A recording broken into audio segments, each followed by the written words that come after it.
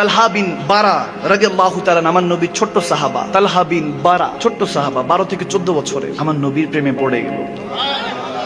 নবীর প্রেমে একদম এমন পড়েছে, মাত্র 12 থেকে 14 বছরের ছোট্ট বাচ্চা, কি বুঝে? নবীর পিছনে পিছনে ঘুরঘুর করে। আমার নবী দেখে, কিন্তু না দেখার ভান ধরে থাকে।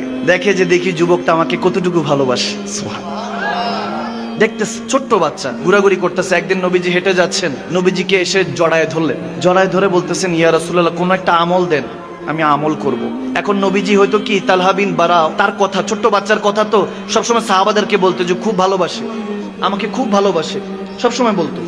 যখন এরকম বলতেছে, এখন অনেক সাহাবা চিন্তা করে কি আর ভালোবাসে, ছোট্ট মানুষ। আমরা যখন ছোট্ট বাচ্চারা থাকে তাদেরকে যদি বলি যাও ওটা নিয়ে আসো, সেটা নিয়ে আসো, নিয়ে আসে দৌড় দিয়ে। যে আমরা বলি যে অমুককে ডাক দাও, ডাক দিয়ে নিয়ে আসে, এর থেকে আর বেশি কি করবে? 10-12 বছর 14 বছরের বাচ্চা কি আর বুঝে? আমার নবী ওই বাচ্চাটা প্রশংসা করতো। সাহাবারা বলতেছি, ইয়া রাসূলুল্লাহ, কতটুকু আর ভালোবাসে, যেহেতু নবী প্রশংসা করছে, আমরা সবাই মিলে নবীর প্রশংসা করি। নবী যেহেতু একজনের প্রশংসা করছে, মানুষটা দামি না কম দামি? দামি না কম দামি? দামি। যখন সাহাবারা বলছে ইয়া রাসূলুল্লাহ বেশি ভালোবাসে, বলে হ্যাঁ আমাকে অনেক ভালোবাসে। এখন সাহাবাদেরকে বুঝানোর জন্য আল্লাহ নবী বলতেছে, তোমরা দেখতে চাও কেমন ভালোবাসে? এখন তালহা বিন বারা রাদিয়াল্লাহু তাআলা আমার নবীকে জড়ায় ধরে বলছে, ইয়া রাসূলুল্লাহ কিছু আমল দেন, আমি আমল করব। একটু বাচ্চারা থাকে না, মর্জি করে, জড়ায় ধরে বলতেছে আমল দেন, আমল করব। নবী বলতেছে ঠিক আছে যাও, আমল দিলাম, তোমার বাবার গর্দান ফেলে আসো। যখন তালহা বিন বারা আমার নবী থেকে হুকুম শুনলেন, আমার নবী বলেন যাও বাবার গর্দান ফেলে আসো। শের খোদা আলী দাঁড়িয়েছিলেন, তেনার কাছে জুলফিকার ছিল। হাদিসে এসেছে যখন আমার নবীর হুকুম শুনলো, তালহা তাড়াতাড়ি দৌড়ায় গেল, বাবার গর্দান ফেলে দিবে, নবীকে ভালোবাসি যে বুঝাতে হবে। তারপর যাওয়ার সময় শের খোদা আলী তলোয়ার নিয়ে নিল ছিনিয়ে, যে যাইয়া বাবার গর্দান উঠিয়ে দিবে। আমার নবী সাহাবাদেরকে বললে, দেখেছো কেমন ভালোবাসে, যাও যাও আটকাও, না তো সত্যি সত্যি তার বাবার গর্দান উড়িয়ে দিবে। সুবহানাল্লাহ বলে। আল্লাহু আকবার। যখন নবীর ভালোবাসা এরকম শিখতো, তখন সবাই মিলে তাকে ধরে নিয়ে আসলো, বলে না না কিছু করতে হবে না, নবীজি এমনি মজা করেছে, তোমাকে পরীক্ষা নেওয়ার জন্য, বুঝানোর জন্য। সে বললো যে ঠিক আছে, ইয়া রাসূলুল্লাহ দাঁড়িয়ে আছে। এখন এরকম কুদরতে ইলাহি যখন সময় পার হচ্ছে, যখন কিছু সময় যখন পাড়ি দিয়ে দিল, কিছুদিন পরে দেখা গেল সে ছেলেটা, ছোট্ট বাচ্চাটা হঠাৎ অসুস্থ হয়ে গেল। নবীর প্রেমে এমন অসুস্থ হয়ে গেল, আল্লাহর ইবাদত করতে করতে কেমন জানি ইশকে ইলাহি, ইশকে রাসূলের মধ্যে গুমসুম হয়ে গেল, হাওয়া হয়ে গেল, নিজের খেয়াল আর খুদ নিজের অবস্থায় নেই। যখন হারিয়ে গেল, এমন অবস্থা হলো মৃত্যু তার কাছাকাছি চলে আসলো, অসুস্থ হয়ে বিছানায় পড়ে গেল। আমার নবী 2 বেলা যাইতেন, হাদিস এসেছে 2 বেলা দেখতে যেতেন। আরে আমরা টিকিট কেটে মদিনা যাই, মদিনা ওয়ালাকে দেখার জন্য, দেখি তো না গুম্বদে খাজরা সবুজ এই গম্বুজ শরীফটা দেখেই কলিজাটা ভরে যায়, কাবাতুল্লাহকে দেখেই মনটা ভরে যায়। কিন্তু আমার নবী স্বয়ং ওই বাচ্চাকে দেখতে গেল। সুবহানাল্লাহ। যখন এরকম অবস্থা হলো, কয়েকদিন পার হওয়ার পরে আমার নবী ওই যখন বাচ্চাটার কাছাকাছি গেলেন, বাচ্চার বাবাও দাঁড়ায় ছিল, বাচ্চাটাকে কোলে নিলেন, কোলে নিয়ে আদর করছেন, কপালে চুমু খাচ্ছেন। এরপরে বাবার কানে কানে জানি কি জানি বলে বাচ্চাকে আদর করে চলে আসলেন বাবাটার কাছে। ছেলে জিজ্ঞেস করলো কি হয়েছে বাবা?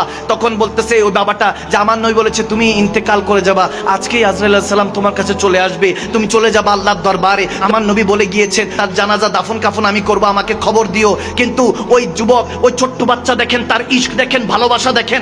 আমরা যদি হুজুরকে দাওয়াত করি, হুজুর আমার কাছে আইসেন, কি দেশ বিদেশে কি চলতেছে কোনো খবর নাই, কি রাস্তায় কি জ্যামে পড়লাম নাকি, দাওয়াত দিছি হুজুর আসতেই হবে। কিন্তু ওই আশেক এরকম ছিল না, যারা সত্যিকারের মুমিন মুসলমান ছিল, তাদের অবস্থা মাকাম আলাদা ছিল। তারা বলতেছেন ওই হাদিসের মধ্যে এসেছে, ওই বাচ্চা যখন ইন্তেকালের শেষ মুহূর্তে ওসিয়ত করে যাচ্ছে, বলে বাবা আমি ওসিয়ত করলাম, আমি মারা যাওয়ার সাথে সাথে নবীজিকে কোনো খবর দিবা না, সাথে তাকে আমাকে দাফন দিয়ে দিবা। সে বাবা বলতেছে তোমার জানাজা পড়াবে আমার রাসূল, এর চেয়ে বড় ভাগ্যবান আর কি হতে পারে? দাফন কাফনের কথা স্বয়ং রাসূল নিজে বলে গিয়েছেন, তুমি বলতেছো এর আগেই দাফন করে দিতে কেন? কি সব প্রবলেম কি? বলে না না, আমার নবী যখন তেনার হুজরা শরীফ থেকে ঘর থেকে আমার ঘরে আসবে, প্রতিমধ্যে অনেক ইহুদি নাসারাদের ঘর আছে, আমার নবীকে কষ্ট দিতে পারে।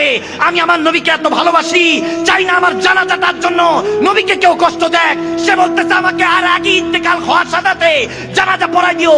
যখন তার ইন্তেকাল হলো, দাফন কাফন হয়ে গেল, জানাজা হয়ে গেল, মাটিতে পুঁতে ফেললো।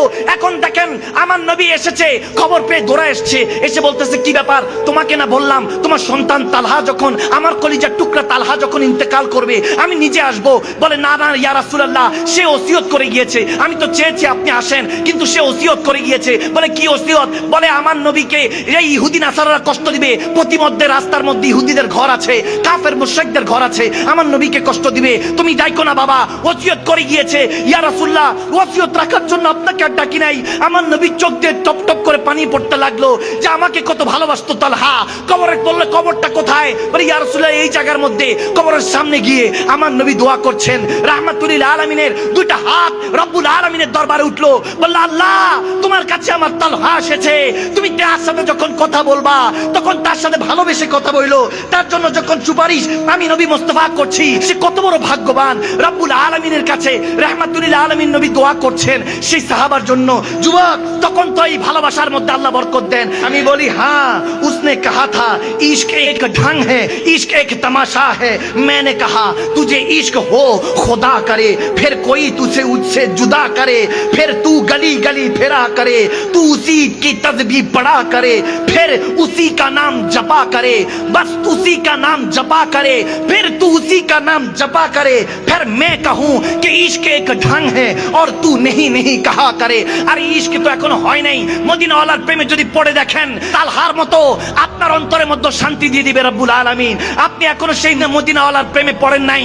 বান্দা, যদি আপনি সেই মদিনাওয়ালার প্রেমে পড়ে যান, তখন আপনিও বলবেন নবী না হয়ে এই দুনিয়ায় না হয়েছি ফেরেশতা খোদার, হয়েছি গো নবী উম্মত আপনার, তার তরে শুকুর হাজার বার। সুবহানাল্লাহ। আল্লাহ